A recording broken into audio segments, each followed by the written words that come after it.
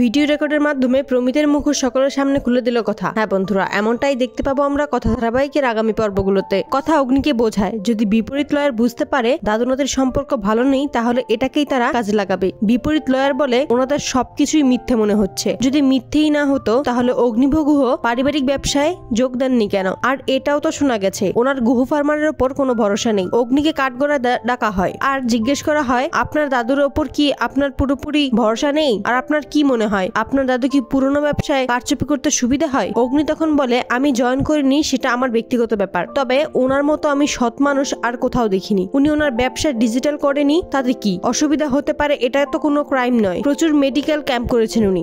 এই সোশ্যাল মিডিয়ার যুগে ওনার পাবলিসিটি হওয়া উচিত ছিল, তাহলে আজ কোর্টে দাঁড়াতে হতো না। কথা খেয়াল করে প্রমিত লয়ারকে কোনো কিছু ইশারা করছে। এরপর কথা দেখতে পায় যে বোতল কোর্টে পেশ করেছে আর সেখানে লোগোটা আলাদা, তাই গুহ ফার্মারের আসল লোগো আনাতে বলে ছোটকাকে।